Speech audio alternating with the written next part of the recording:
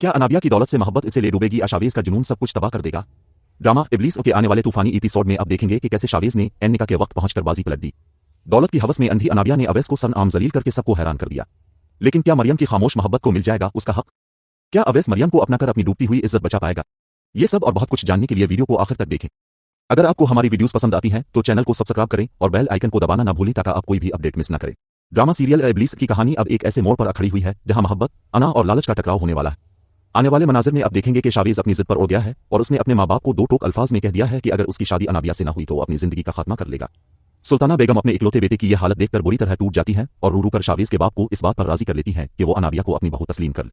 दूसरी तरफ अनाबिया के घर में निकाह का समा है। वो सुर्ख जोड़े में मलबूस अवैस के बराबर में बैठी है, लेकिन इसके दिल में अभी भी शावीज की दौलत का ख्याल गर्दिश कर रहा है।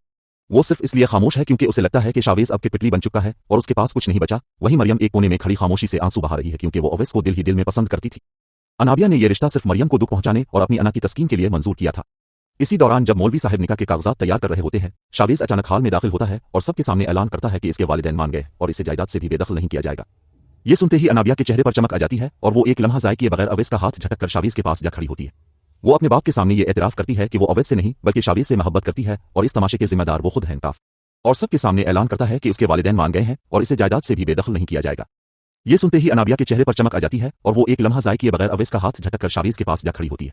वो अपने बाप के सामने ये एतराफ करती है कि वो अवैस से नहीं बल्कि शावीज से मोहब्बत करती है और इस तमाशे के जिम्मेदार वो खुद हैं क्योंकि उन्होंने इसकी बात नहीं मानी थी। जब अनाबिया शावीज के साथ चली जाती है तो अवैस अपनी इज्जत बचाने के लिए एक बड़ा फैसला करता है और सबके सामने मरियम का हाथ थामकर इससे निकाह का ऐलान कर देता है। मरियम जिसकी दुआएं कबूल हो गई थी, अवैस की दुल्हन बन जाती है, जबकि अनाबिया शावीज के घर पहुंचकर फतेह की मुस्कुराहट सजाए हुए है, मगर वो इस बात से बेखबर है कि शावीज अब भी इसकी असलियत से अनजान है कि इसने सिर्फ दौलत की खातिर दोबारा इसका हाथ थामा है।